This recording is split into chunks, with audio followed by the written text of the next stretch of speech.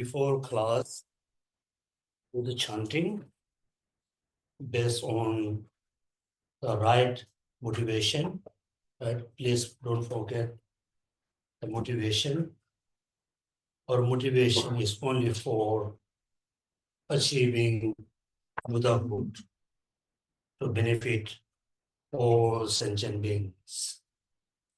In this moment, I am very simple person. I don't have any ability, power to relieve all sentient beings free from suffering. I don't have the ability to bring all sentient beings to the enlightened state.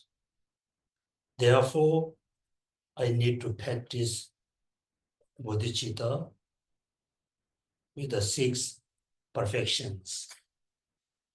In order to practice bodhicitta, the fully awakening mind, we need to know how to cultivate.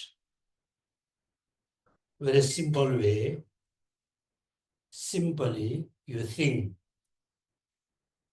I really want to be Buddha, not on my benefit, merely benefit for all sentient beings.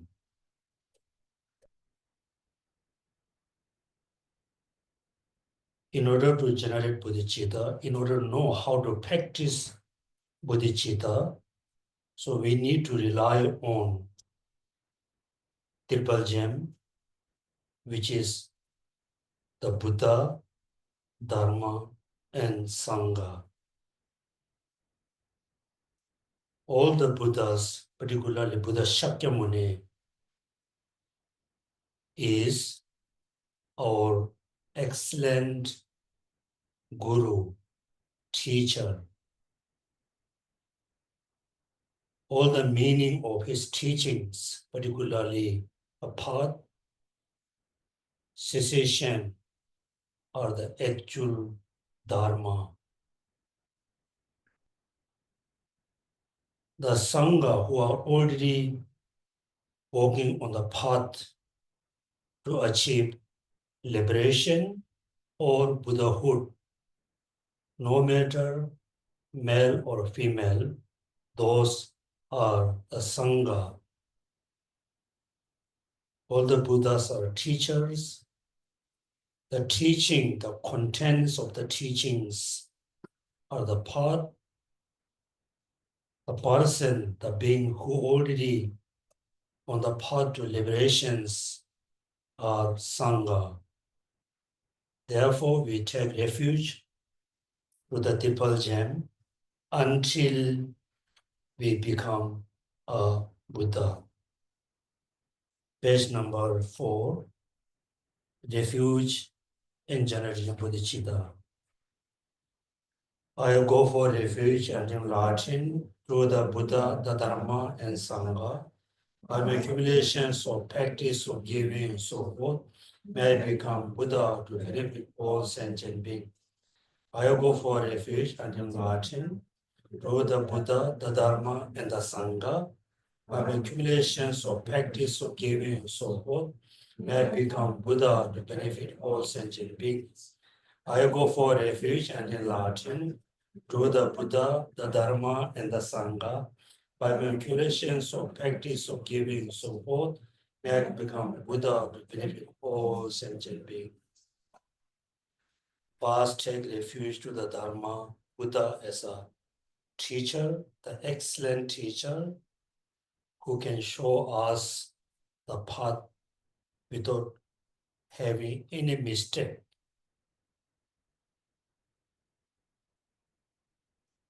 Take refuge to the Dharma as an actual refuge who can actually save us from the samsara.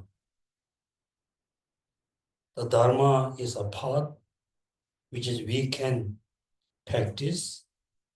At the end, we can accomplish our achievement, which is the Buddha.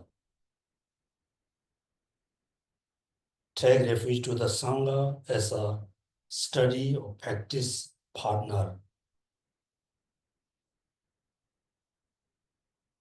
At the same time, we wish to be Buddha. We wish to accomplish the Dharma. We ourselves wish to be Sangha. In order to achieve Buddhahood, we need to generate bodhicitta, page number 5. With a wish to free all beings, I shall always go for refuge to the Buddha, the Dharma, and Sangha until I reach full enlightenment. Inspired by wisdom and compassion, today in the Buddha's presence, I join the man of full beginning mind for the benefit of all sentient beings. I go for refuge to the triple gem. I confess the negativity individually. I rejoice in the virtues of the being, all the precious Buddhahood in my heart.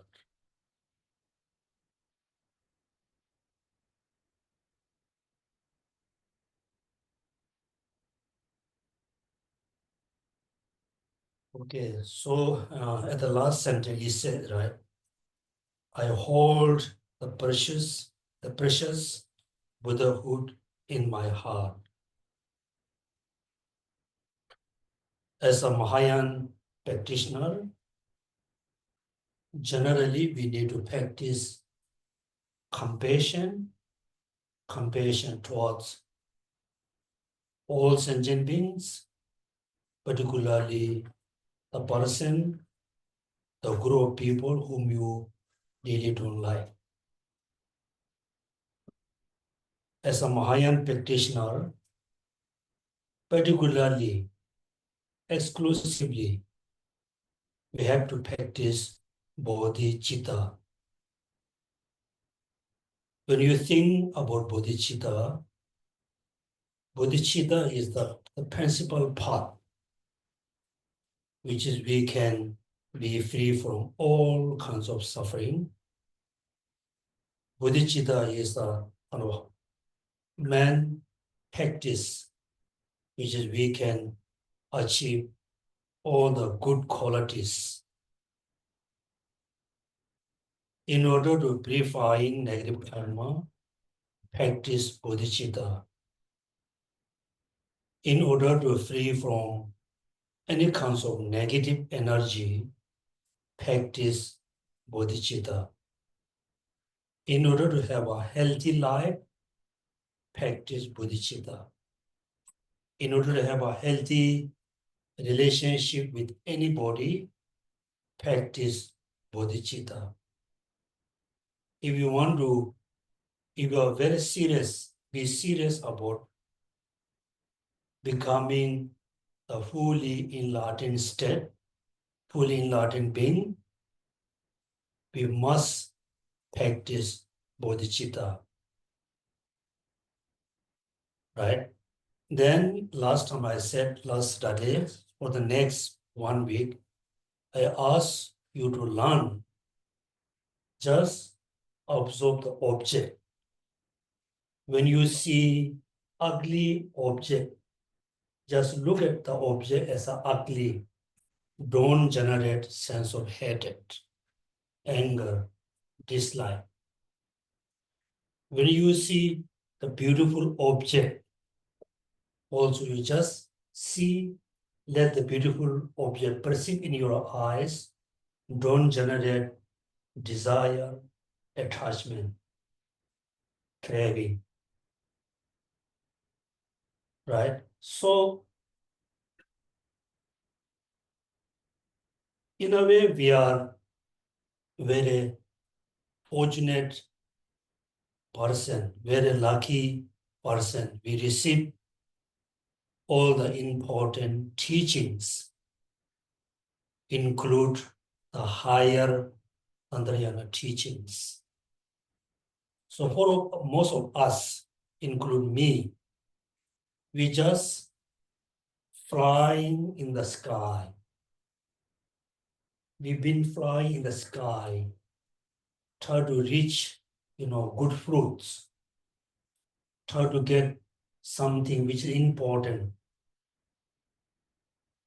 right?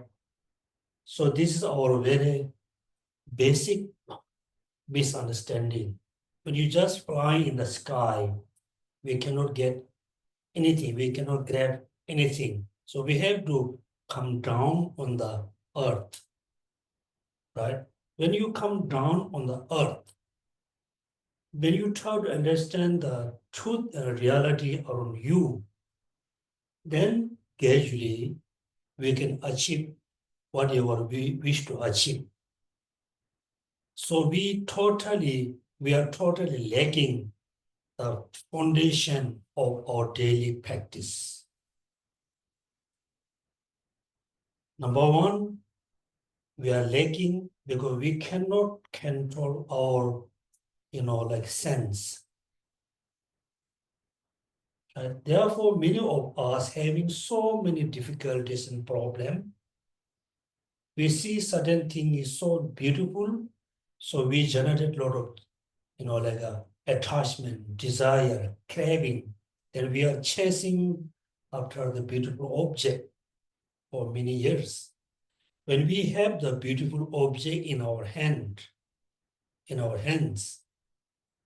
we are never be content. Also, we are lacking practicing contentment. Therefore, as a foundation, first we control our, desire, attachment, which is follow after the five, six senses. Number two, we've been talking about bodhicitta or Buddhahood. So many, uh, kind of mystery things. Also, we are totally lacking practicing great compassion.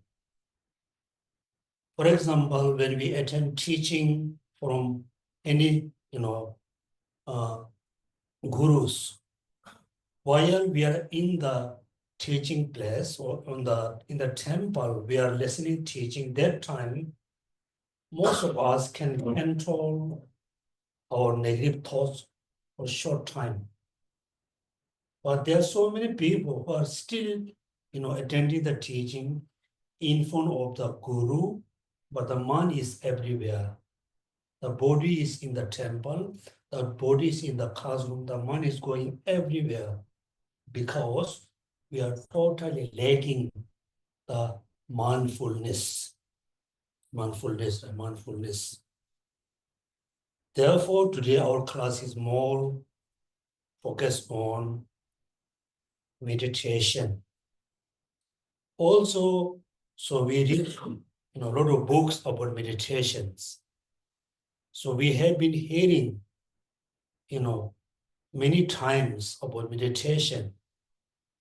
When we try to meditate, we try to do meditation.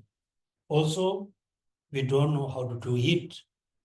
We listen, but we didn't listen carefully. We read a lot of books. We didn't read the books with the experience. Therefore, one thing we are lacking, which is the meditation. Clear?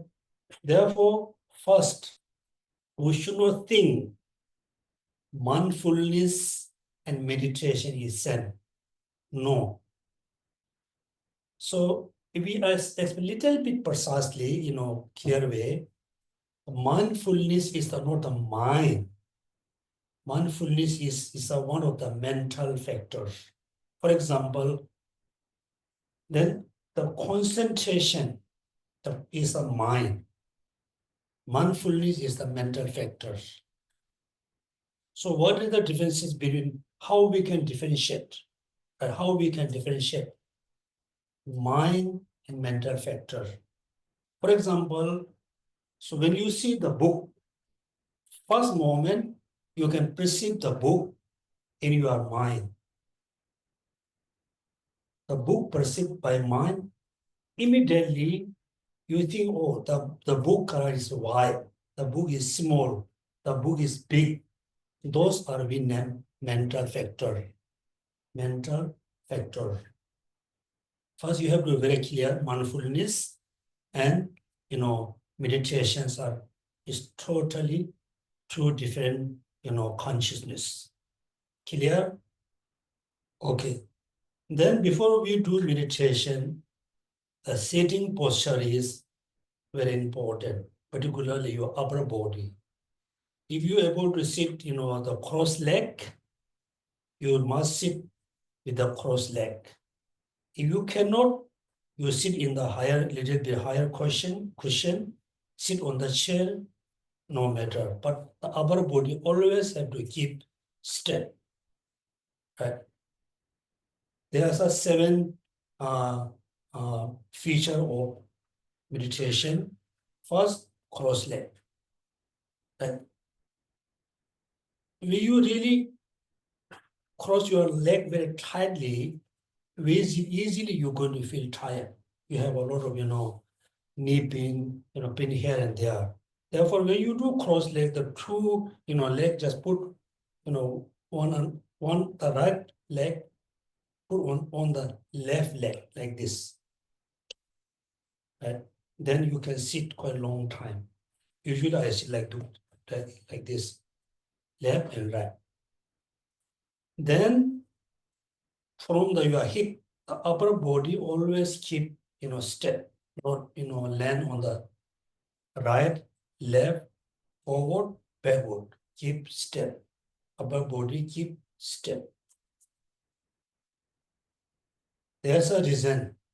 If you're able to keep your body with a step, not bend left and right, backward or forward, then the wind, the energy, the blood circulation circle very smoothly, very easily.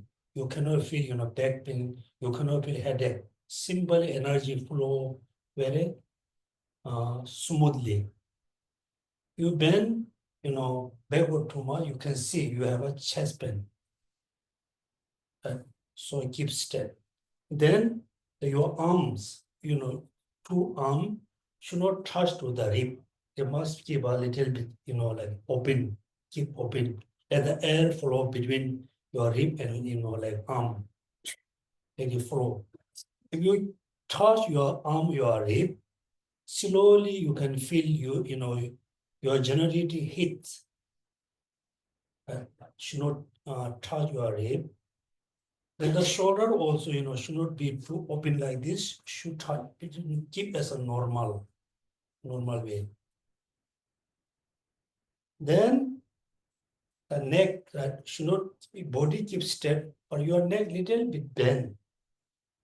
Like if you're able to see your navel, or you're able to see your stomach. How much you bend? About bend until you're able to see your like a nose or your chest step. Another important, when we do meditations, almost 80% or 90% meditator, they fully close their eyes. Is one of the big mistake. Clear? You should not fully close. You should not fully open. You close, little bit able to see around you. Should not fully close, not open too wide. Just simply look down, able to see your nose, able to see around you. And then the tongue, you touch upper part of your what do you call this one? Upper case? Upper place, yeah. The tongue, touch the upper place. Right? The mouth should not close again, fully closed, no, should not fully open. Keep as a normal way. Right? Among the posture, the upper body keep step is very important. And neck little bit bend until you're able to see your chest. Eyes should not fully close. Should not fully open. Close until you're able to see things around you. While doing your meditation, during the meditation time, also you open your eyes. At the beginning of your meditation, yes, you can see things around you. After like 5 or 6, 7 minutes, your eyes is open, but you cannot see anymore. Because the eye consciousness, over controlled by the meditative mind. You should know what I can have a lot of distraction. No. Sit in the proper way. Then beginning of your meditation, right? The hand you can do like this, or just keep. I think better to keep this way, not to have to do the triangular shape. No. Also, the hand you just leave, just above your leg. Should not touch to your belly. If the weather is quite cold, then it's okay. You can touch your hand on your belly. Right? Again, if you touch suddenly through your hand, you can feel it producing heat. Then you can see many monks, they do this shape, triangular shape. Right? There's a reason. As a normal, you don't need to do. Just the right hand, put on the left hand, the two thumbs you touch it here, then left on your leg, above your leg. Right? Then at the beginning, when you trying to do meditation, suddenly you can feel you cannot focus because you have so many thoughts. Right? So many thoughts is popping up in your head. So what you have to do, sit like this, and just do the breathing kind of. You can say your mind totally mindful on your breath, in and out. Okay, well, let's go. Everybody do a meditation posture. Sit comfortably.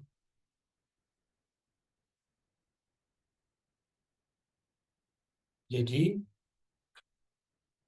Okay, now our intention, mindfulness, mindful on your breath. In and out is normal way.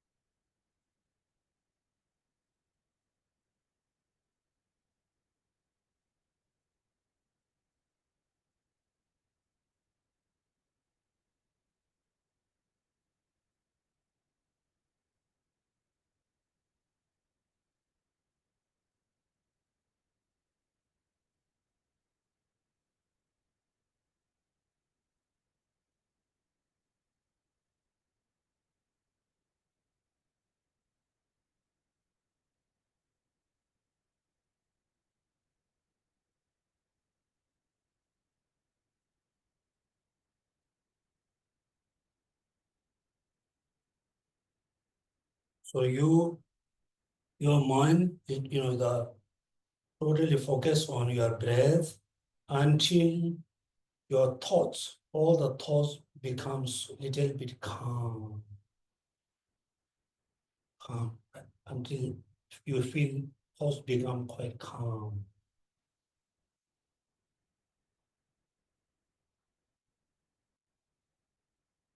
Then next, so the breath is not your, the important object of meditation.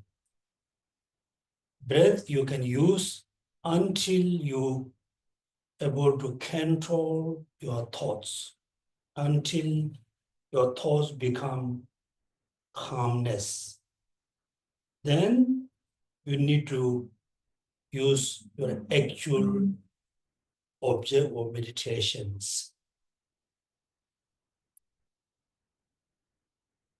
There, okay.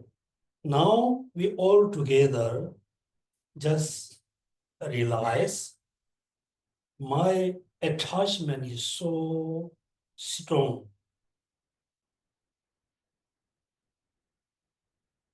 Last few days, few months, my attachment really bother me all the time.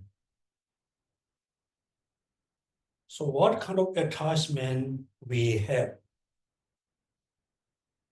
Attachment towards the external beautiful objects, attachment towards your position, attachment towards your name and fame, or attachment towards a person. Somehow, our attachment is so strong. First, we have to control. So we have to, reduce the attachment.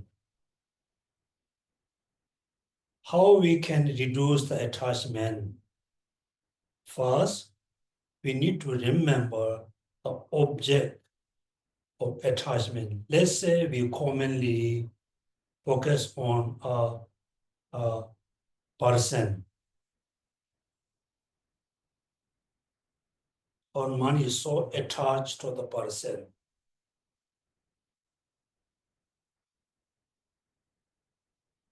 For us, a person looks so good, looks so nice, looks so attractive, looks so beautiful. Yes, in a common sense, we can say the person is beautiful. Are we looking the person mind or the body? If you have a attachment to the body,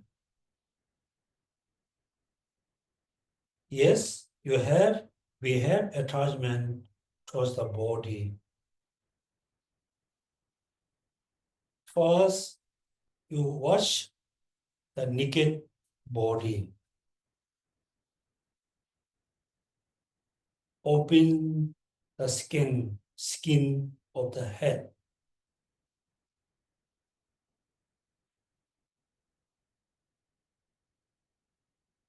What you can see, what we can see lots of blood. Open the skull cap. Open the bone, the bone of the head. You can see very, nasty brain. Open the chest. Can we see such as beautiful things we can attach? Can we see such as desirable phenomena? No.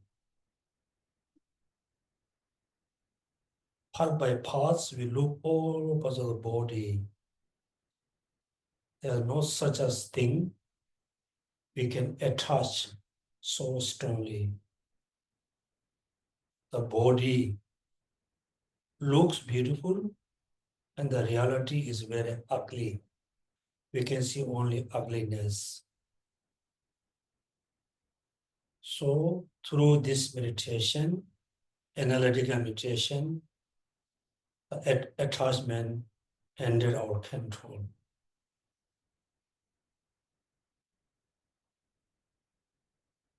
Next, when we analyze our mind, our emotion, we realize my anger, hatred is so strong.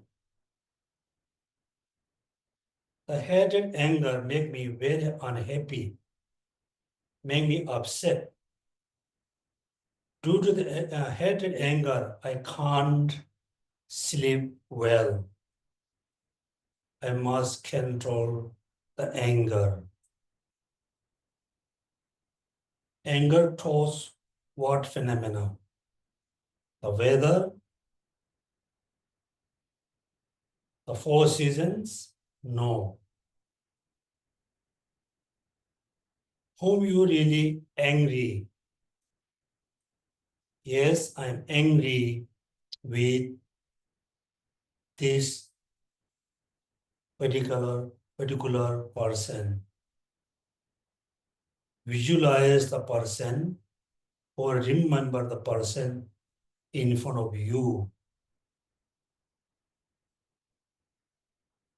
Why you are so angry about the person, him or her? Why you are so angry?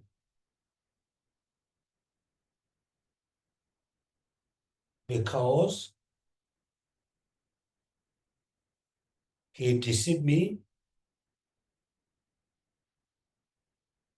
or because he harmed me, or because he criticized about me, he talked about a lot of bad thing behind me, therefore I'm very angry.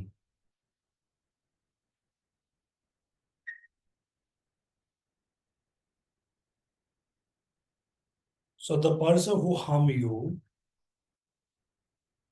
the person who criticize you, the person who's talk a lot of bad thing about you behind you, actually the person is one of your best friend in the past. The person is one of your closer relative. Not only that, the person who harm you, he or she harm you only short time. For the long time, so many lifetimes, the person used to be your best friend.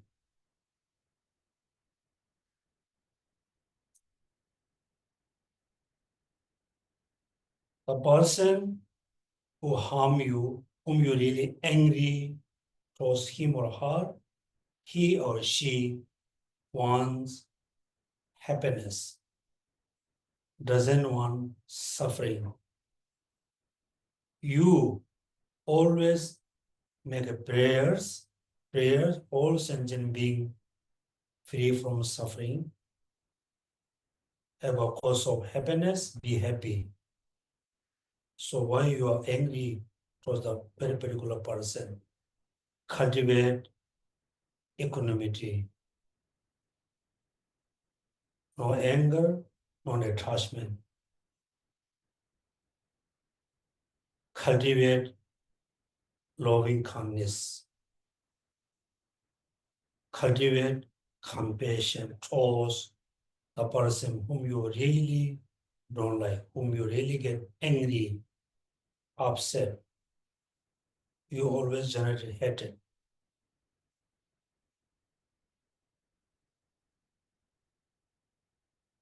At the same time, you can practice taking and giving. Take their suffering to the person, give your happiness to the person. Take suffering from the person, give your own happiness towards the person. Yes, through practice of compassion, anger, hatred are under control. Now we realize our pride is so strong. I feel so, proud. You have a proud feeling. Proud about what? Let's say I am very intelligent. Yes, in a way, you are intelligent. In a way, you are famous. In a way, you are very strong. In a way, you are rich. Therefore, you have a sense of pride.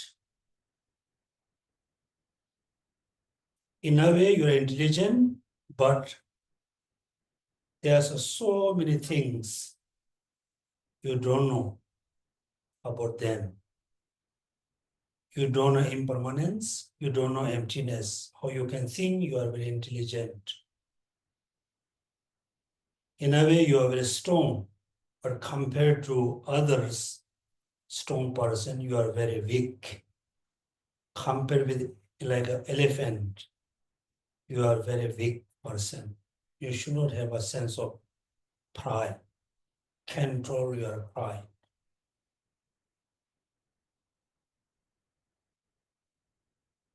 Right? So after you control your attachment, particularly attachment, anger, hatred, now the next step is the actual practice of mindfulness, actual practice of meditation.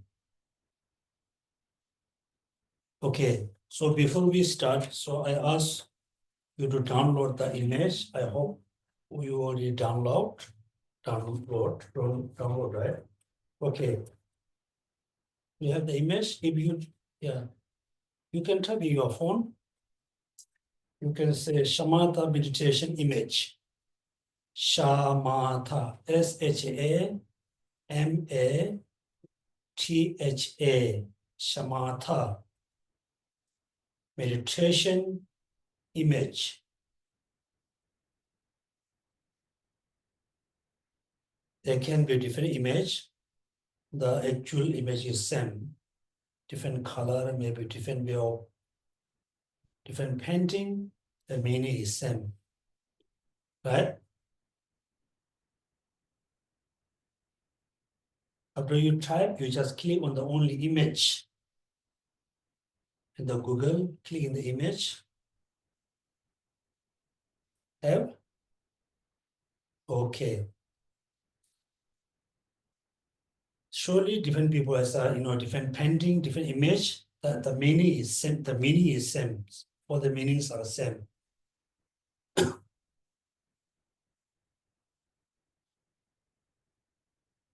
At the beginning, what you can see image of a monk.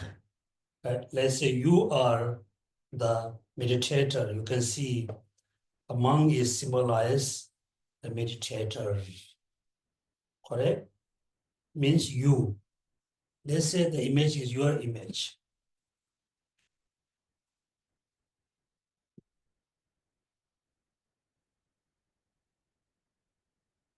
Everybody has? Okay. So in the image, the monk holds two things, right? Can I have your phone? Maybe you can have.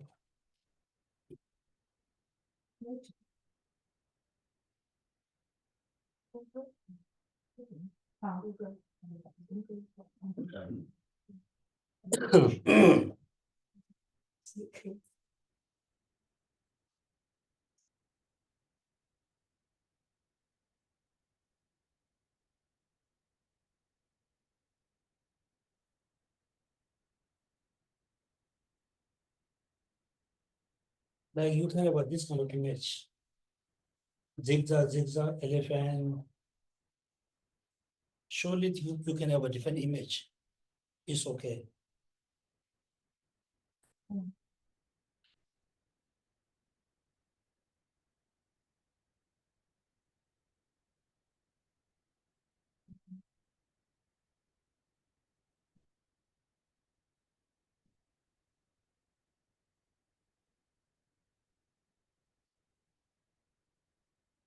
Has everybody got the image? Right? Okay. At the beginning, Shamatha, S-H-A-M-A. THA. M-A. I sent to Mary already. Mary, you go to WhatsApp. What's up? Yeah, I WhatsApp to you already. Yeah. Okay. Thanks. Okay. At the beginning, what you can see, reply me. You can see image of a monk is you. Just consider is you. Right? In your left hand, what you can see, you can see a rope, right? With a iron hook. Left hand holds the rope with a iron hook. On the right hand, what you can see another object, which is look like, what do you name the people usually use when the 10 elephant, right? Huh? It's not the whip, it's kind of a iron. They stick top there's iron. They always touch the head of the elephant. Anyway, there's a two object.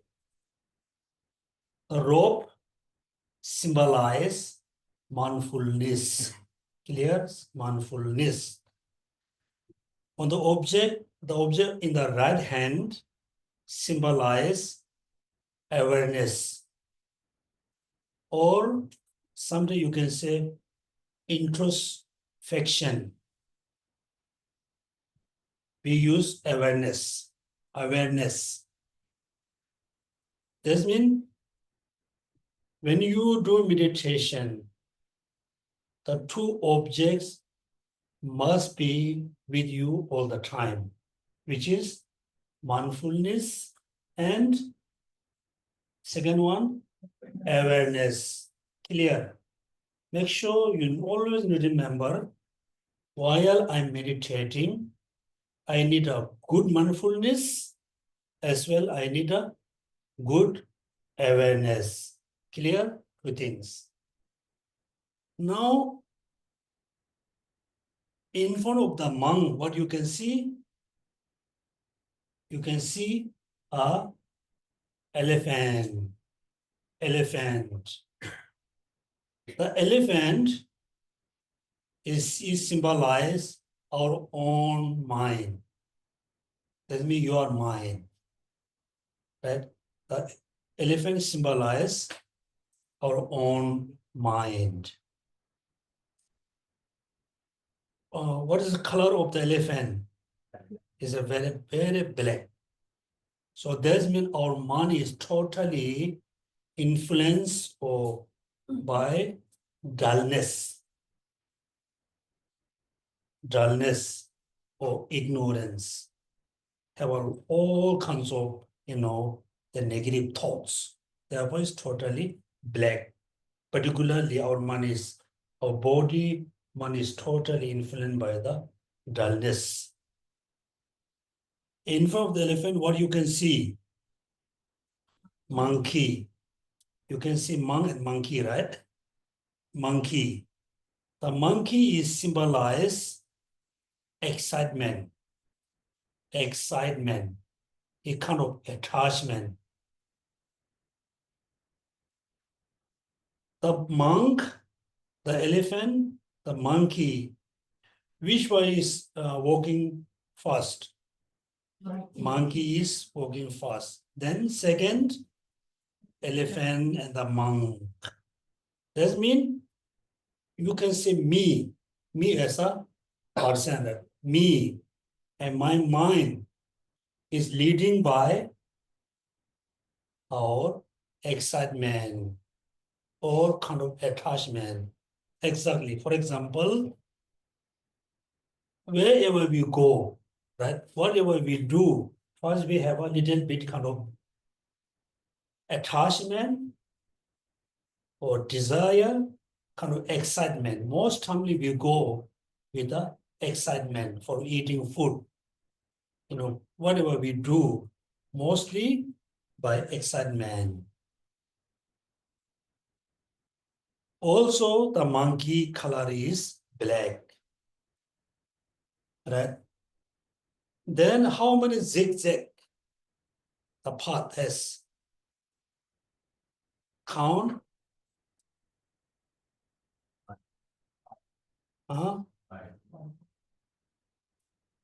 Yeah. How many elephant until the ending of the path? 9. 9, image of the monk. This means the 9 image of the monk symbolize the 9 the mind step. 9 step of the mind. Clear? Yes.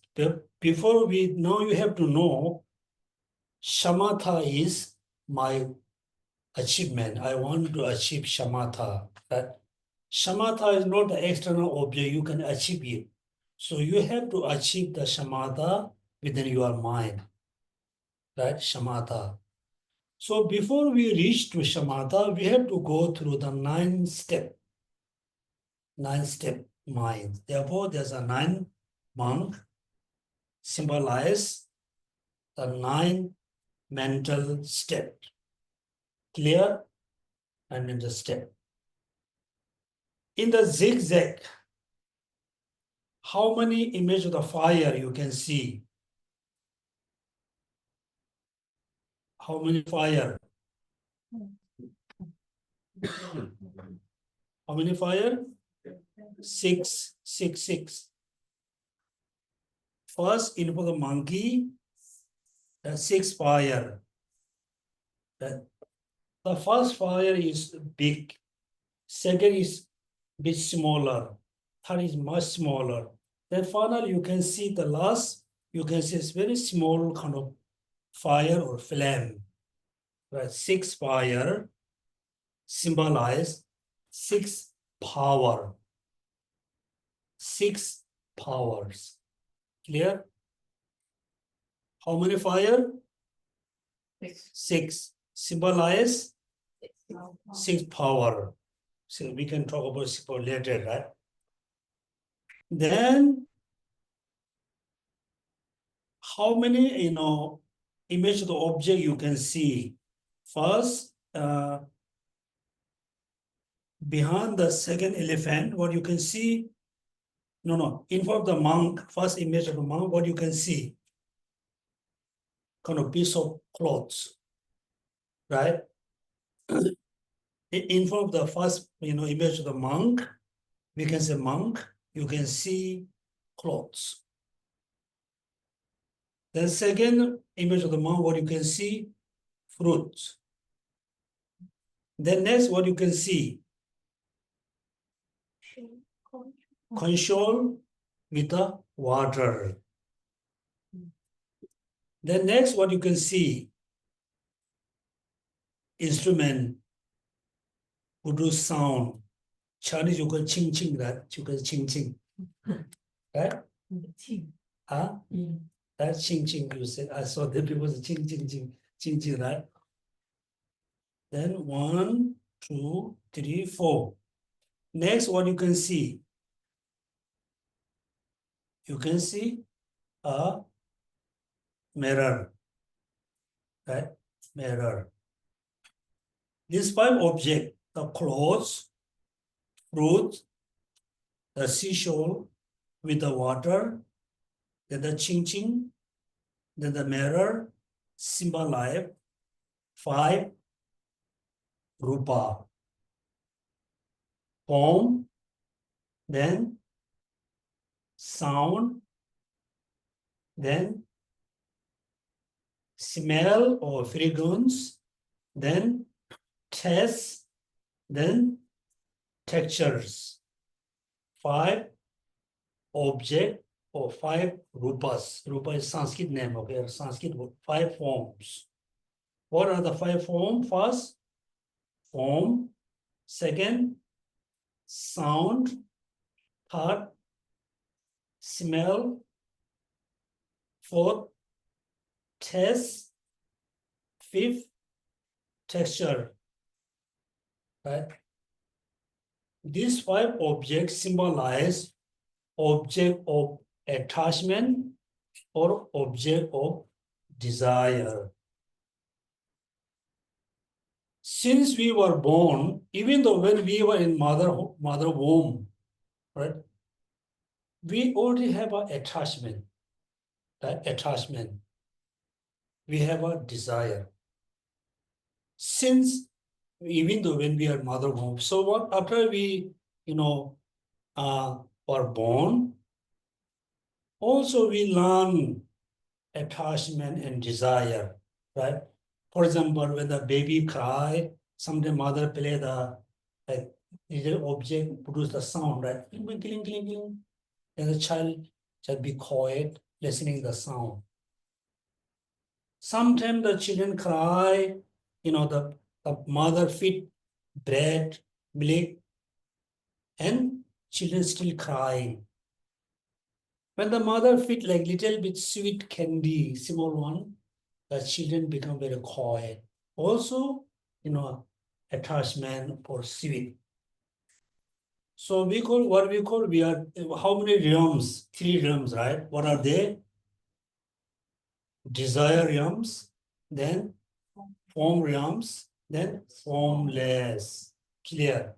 So we are part of the desire realms. That means, we call, hell being, animal, hungry beings, human beings. We are desire being. We are a desire about what? Only among the five. Five, right? Five. So we desire about the form, sound. Sound doesn't mean, the music. We have a desire about the name, fame, also include into the sound. Therefore, now why they put, the 5 image? Because while we are meditating, our mind is wondering about what? Food, drink, playing, right? So this means the mind is going, wondering about among any of the five. Five. Therefore, excitement. So our, the monkey mind is excited about food, drink, name, form, this about. Then, when you look at the second elephant, the first one is totally black, correct? Second one, the head is little white, right? Little white. The third one, the head is fully white, but body is still black, right? Then the third one, the head and leg white. Just slowly you can see until the elephant become totally white. White means free from the laxity or dullness, right? Dullness. Then, and now you can see the between the first image of elephant and monkey has a big distance. Just very big. The second, you can see the elephant, monkey, the distance becomes shorter. Third, much shorter. Fourth, very short. Then fifth, 1, 2, 3, 4, fifth. When you look at the fifth image of the elephant, where you can see the monkey. Monkey see the behind of the elephant. Correct? Again, you can see first, second, third. Until third, the monkey is walking in front of the elephant. Means the monkey mind, excitement, attachment, leading the mind. 1, 2, third, first, second, third, until the fourth. Fourth, right? Fourth, you can see the elephant and monkey is very close, right? That means the mind is almost control the excitement. On the fifth image, you can look at the elephant is in front, the monkey is behind. So when our mind reach to the fifth stage, mental state, that means the mind's controlling the attachment, excitement.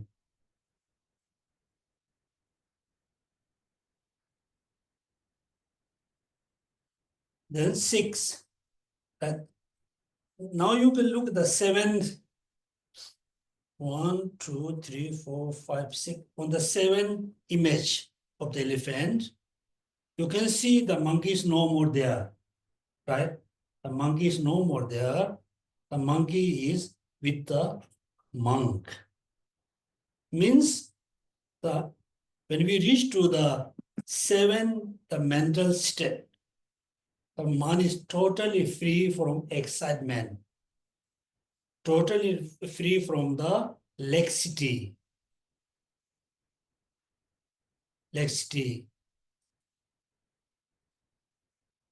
So this means the elephant, gradually become more wide and wide, finally totally become very wide. Means our mind is totally free from the laxity and dullness.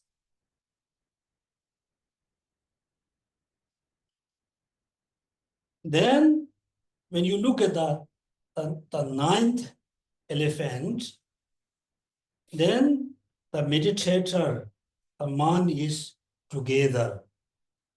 9. 8, the monk leading the elephant.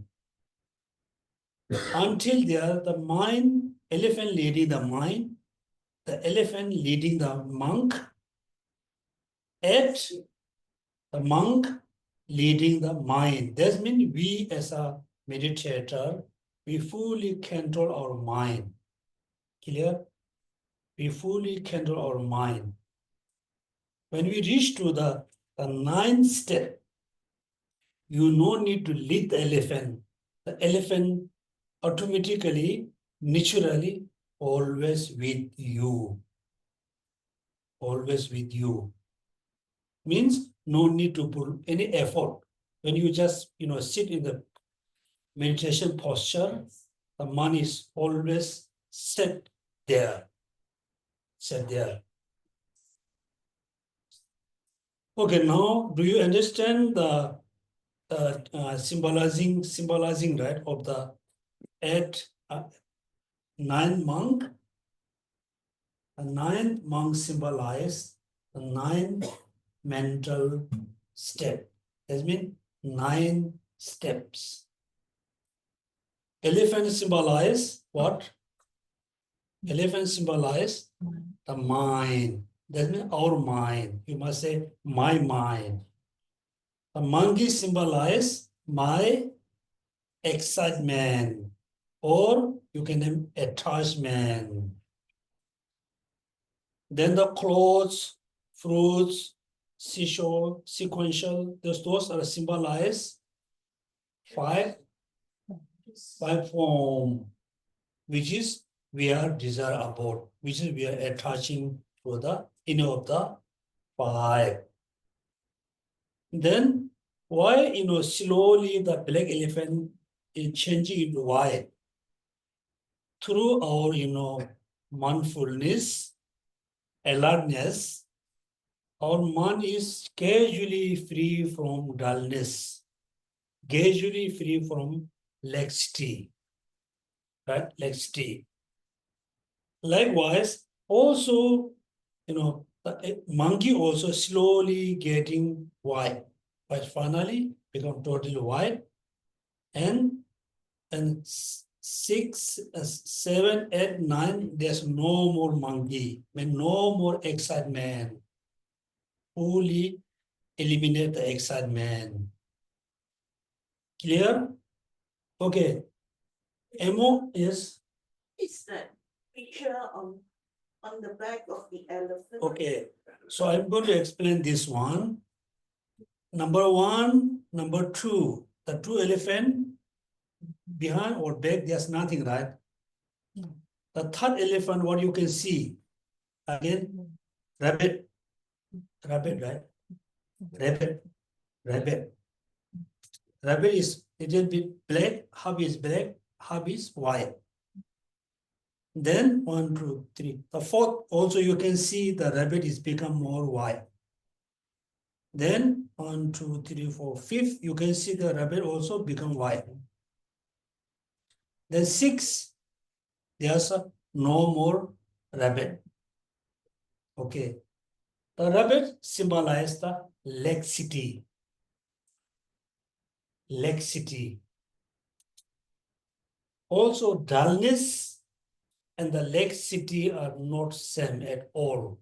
Dullness means, look at me, dullness means at the beginning, your body is very energetic. Your mind is very fresh. You do meditation, right? After 10 minutes, your body become quite feel tired. Also, your mind become quite tired. Your mind is not so clear. Your body is not so, like a stone. That means your body, your mind is influenced by dullness, not the laxity. Laxity haven't come there. First, therefore, you need to know dullness, laxity are not the same. Those are different. Right? Okay. Now I will explain you what are the nine the mental steps.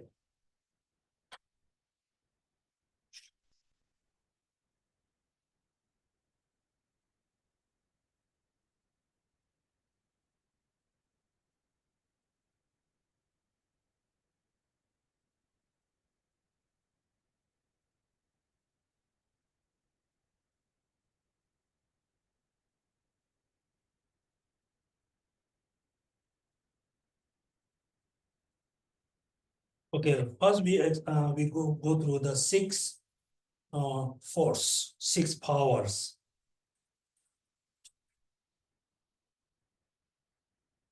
Number one, the first force or power, the power of hearing. Hearing. You can give a note. Also, if you have, I think everybody has the Lamrim book, the page number 75, the volume number 3, page number 75. The power of hearing means, for example, before you meditate on impermanence or emptiness, you need to hear the teaching about impermanence that you hear. After you hear the teachings, so while you are meditating on impermanence, you are meditating on impermanence based on what you hear. But you haven't got the experience.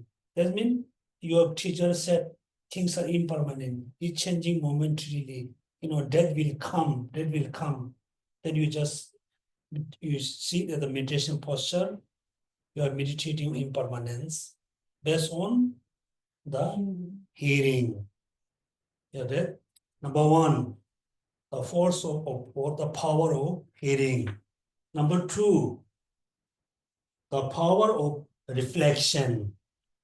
Reflection, not just you hear about impermanence, you can think about quite often about impermanence. You are reflecting on the meaning of impermanence.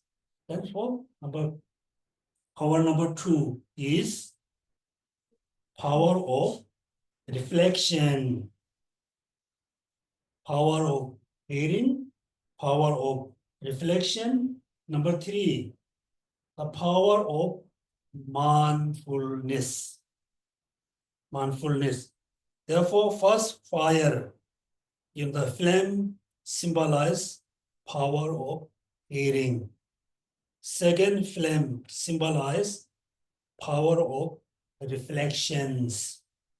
Third flame symbolize power of mindfulness. Please remember mindfulness. Number three. Number four, the power of vigilance or awareness is same meaning. Vigilance. Awareness or vigilance. Number four. Therefore, the fourth flame. The fifth, number five, the power of enthusiasm. Enthusiasm. Number six, the power of acquaintance. Acquaintance. right? So before we meditate, we need to remember the 6 powers. 6 power. What's the number 1? Power of hearing. Number 2, power of reflection. Number 3, power of mindfulness. 4th, power of vigilance or awareness. Sometimes they use the introspection, right? Introspection.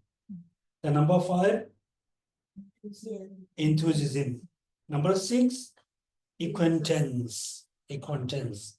Now you can see here, right?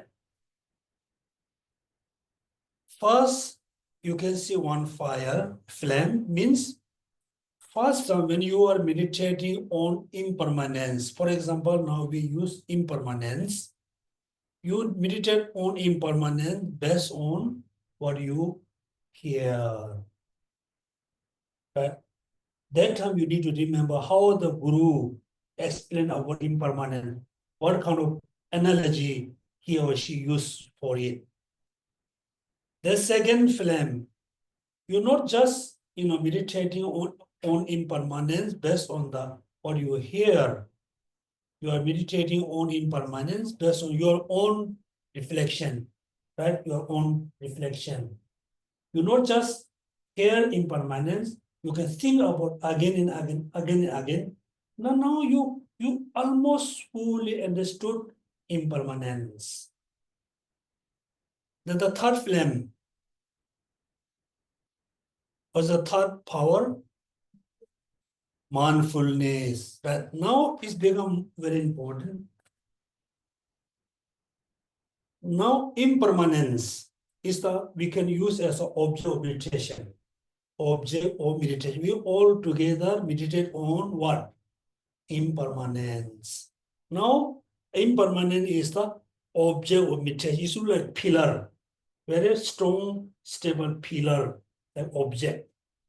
The mindfulness is symbolizing through the rope, that with the iron hook. Remember, on the left hand, what you can see. What you can see. Hello, everybody.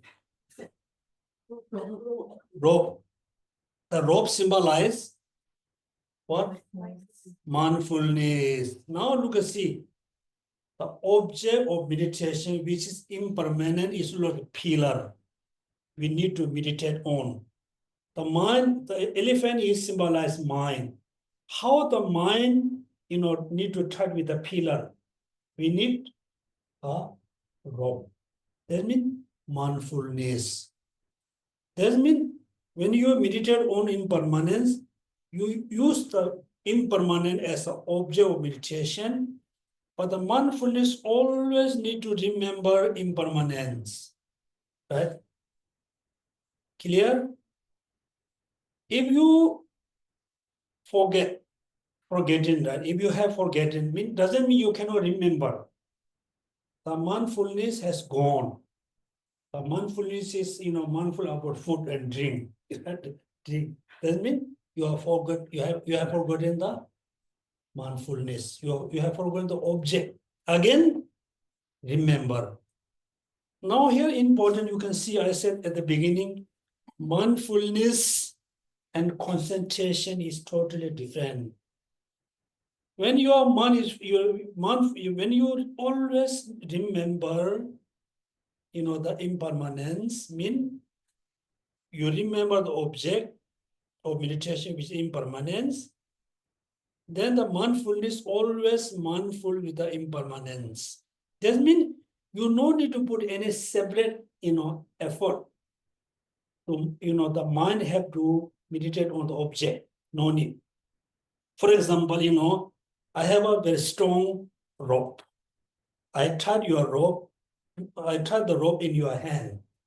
Then I tied my rope in the pillar, right? Pillar. That means until the rope is tied with the pillar, you must be there. Right? You're always there. Because U and pillar between there's a rope. The rope total tied U as well as the pillar.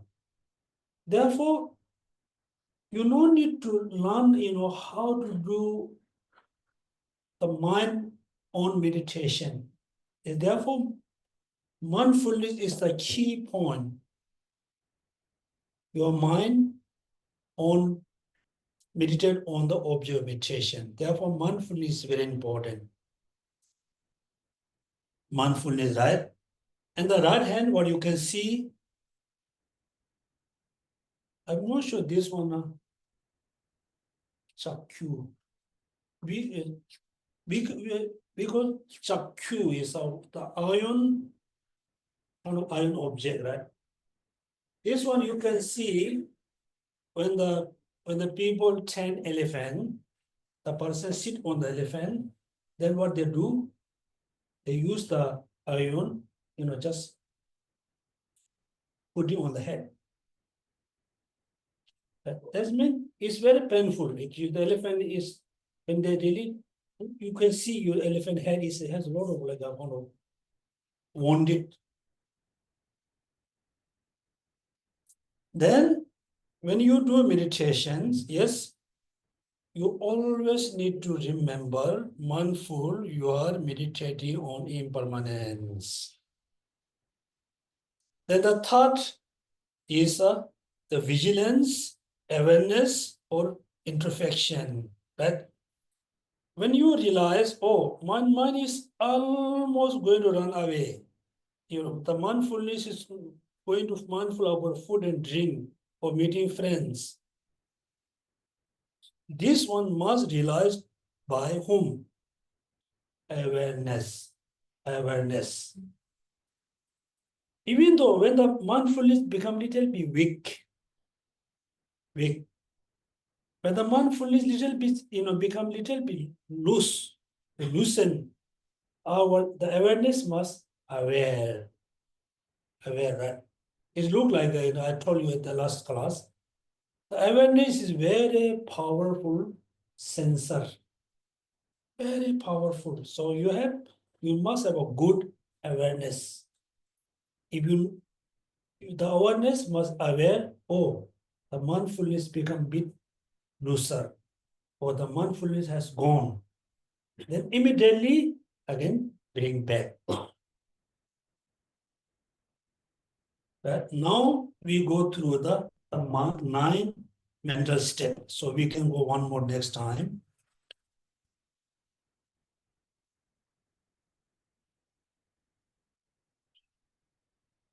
Attention.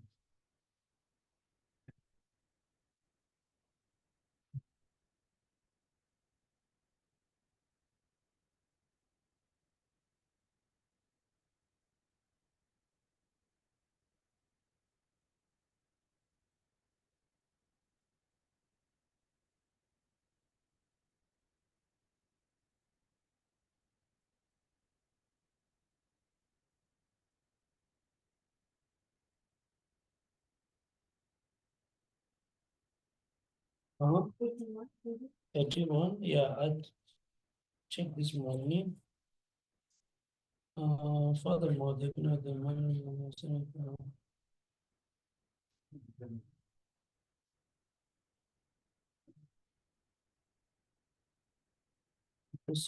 think we did before this one.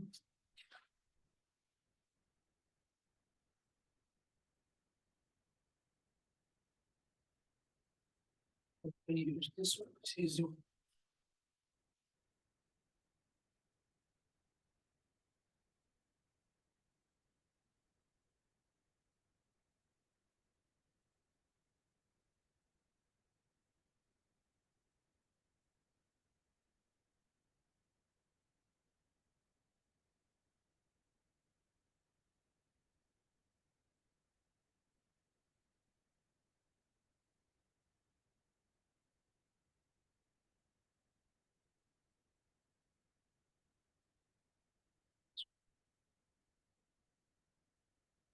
Okay, here.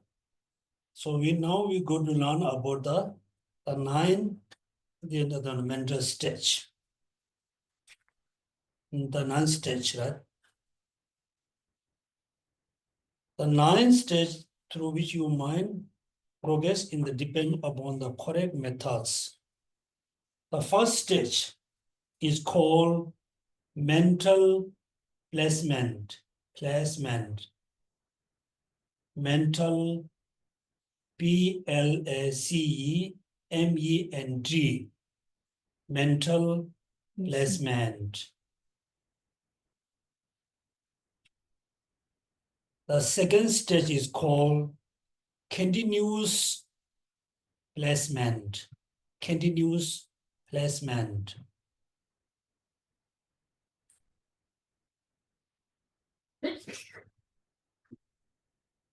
The third stage is called patch, PATCHED,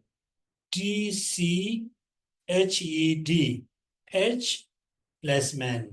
Patch, right? PATCHED.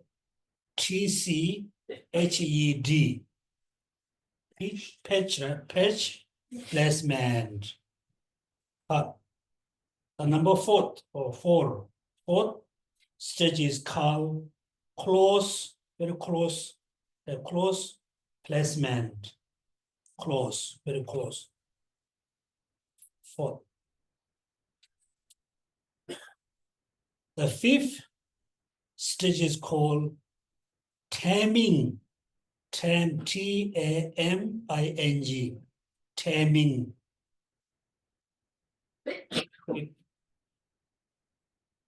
The sixth stage is called pacification. Pacification. PACI. Pacification. 6. Seventh stage is called complete pacification. Complete pacification.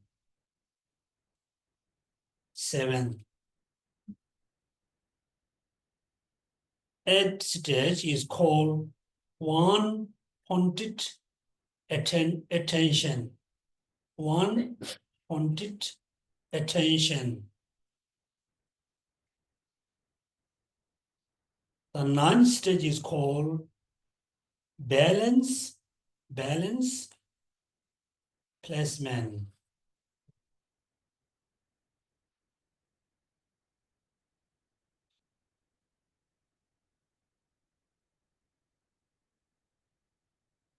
Clear? Okay. What is the first mental stage? Mental placement. Mental placement. Second, continuous placement. Number 3, patch. Yeah. Then number 4, close placement. 5th, taming. The 6th, pacification. 7, complete pacification. 8, one-pointed attention. 9, balance placement. Okay. So next time when you're coming back, I think next we have puja, right? Saturday there's a puja, Guru Puja. When you coming back TBC for next class, you need to remember what are the symbolizing of the 5 objects. What are the symbolizing of the 9 image of the monk, the fires, then the 2 objects in hands. Then, so after we go through the division, then we're going to learn how we can go through the first step, second, third, fourth. Otherwise, always you can see shamatha and jump into vipassana. Many, books or teacher they don't explain the 9 stage. When you really learn the 9 mental stage, for you very easy. First, you just learn how to focus on the object for short time. Just touch the object and relax. Again, meditate on the object, short time, and relax. Right? The second one, what is the second one? Continuous. Continuous means second, again you meditate on the object little bit longer, maybe 2-3 minutes, and relax. Meditate on the object continuously, maybe 10 minutes, and relax. What's the number 3? Patch. Patch means now you can see. First, you just like you are teaching something to the children. Right? When you say teach A, the children say A. When you say B, the children run away. Right? Then you again say, come, you give us something, gift. Then you say again A. Then the child say A. That now patch means look at. So first you touch the object. Second, continuously meditate. Third time, the mind is run away. The mind has gone. Mindfulness is no more there. Then again, the mind bring back to the object and sit there. Right? Also, we have to explain, the how to achieve the 9, the mental stage through the 6 power. Also, I have to, we have to go through how to, at the beginning, as a beginner, we have a problem because we cannot focus. Or to distract, our mind is going here, there, right? After put, effort, after try, quite a long time, then now we know my mind is under control. I can meditate on the chosen object, as a chosen object. Then slowly you can focus on the object, but mind doesn't have the strength. The mind doesn't have energy. The mind is not energetic, little bit lazy. The mind can focus on the object, but not so clearly see the object. Therefore, the next step we need to focus on, make sure there's no laxity. As a beginning, we need to focus, make sure there's no excitement. Mind is going everywhere, right? Okay, so I hope you're going to remember all the symbolizing, also the 9th mental stage, also the 6th power, right? If you want, I think actually you can print this, image in the like a simple paper, not a hard copy, simple paper. After you learn, then you can, clear the paper. You don't, print on the board, right? Board, or you should not put the illumination. It's so difficult to clean the image. Okay, so we can stop our class today. The next Saturday, we're going to have a group puja.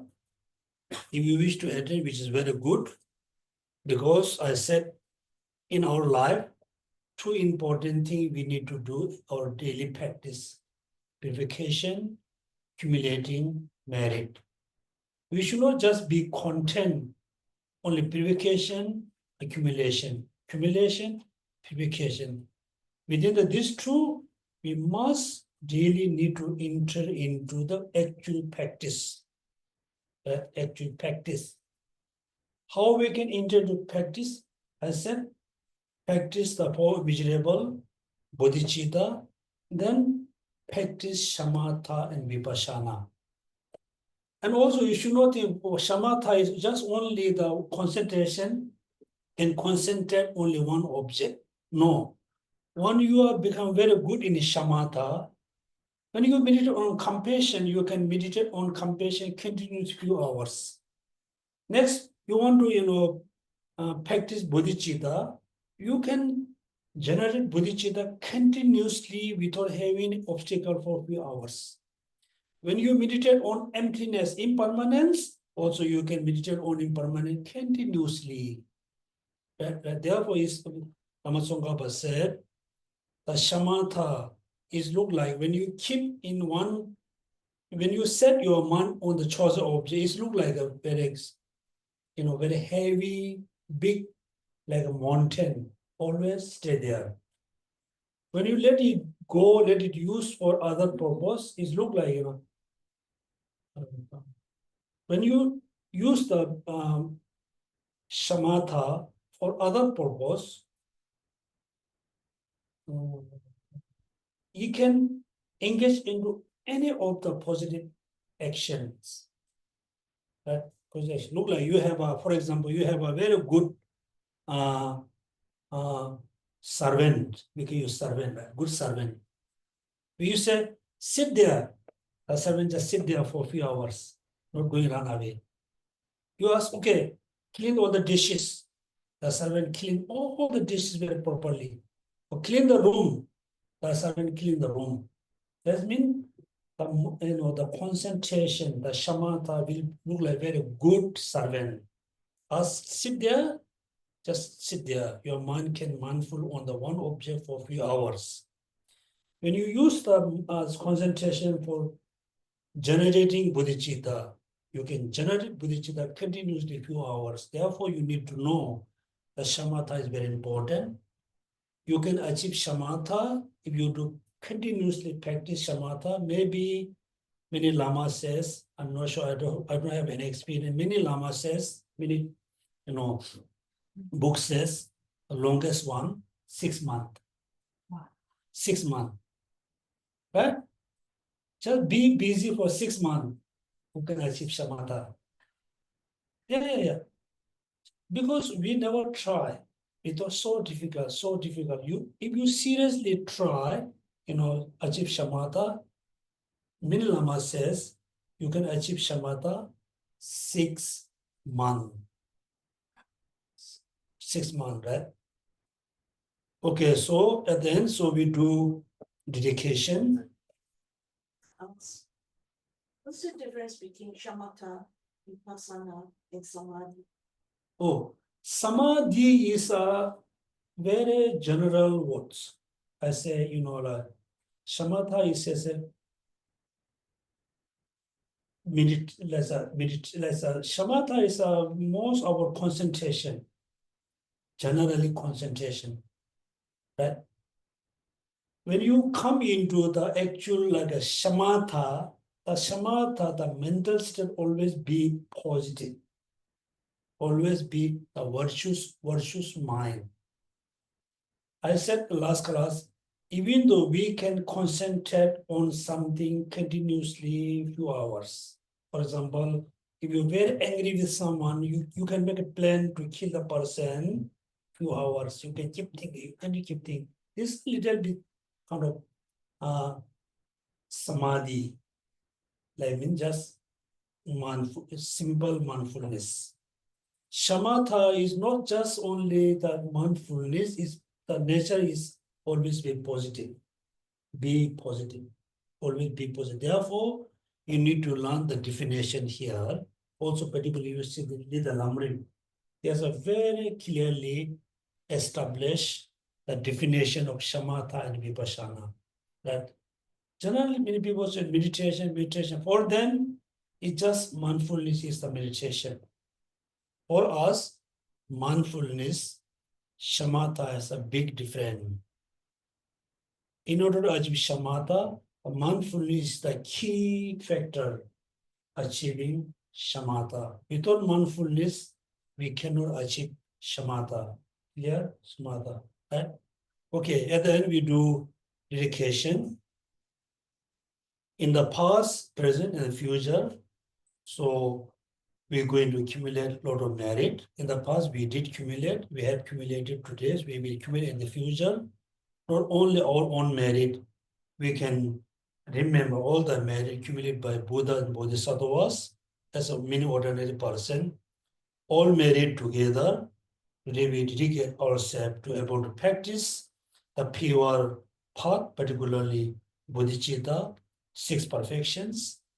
Within the 6 perfections, there are the mindfulness perfections.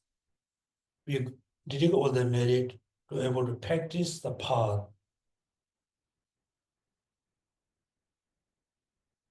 Second, we dedicate all the merit to benefit all sentient beings, include all the family, individual who always make a contribution for Tibetan Buddhist Center, include your relatives.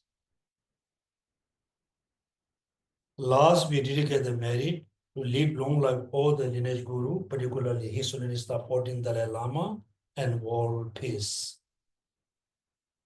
I chant the adverses maintaining. If you remember English, you can go through the reflection or meditation on the 8 verses maintaining. Dāne sēnjēn tāngcē lā yīshē nūgō lē lā, yōngchō chūbē sāmbā yē dādō chē parān zēmbā, kāngdō sūdāng rōbē chē tāng yīn guñ lā mēndā, yēn lā sāmbā dābā yē chōdō chē parān zēmbā, chō lāng guñ dō rāng yu lā dā jī nyū mō yē mā, rāng zhēn mā rōng chē bē nā chēn dā dēnyē dō parā, dā lā jēn jē chā dō kī shē gu lā sō mī rē, Yongka rangi lemba dan yaga shenla burwa, dagia kan la benda berewa chewa kan. Shindu miri neje na shinye tamba dawara, dona ngwe dan gyuba ye pende mana gula. Maye ne da dunga la sanwe da la lemba, deda gunyang chu ye ye tobe di mama. Chugin gyu mara shebe lo jeme chingwa le rol shu.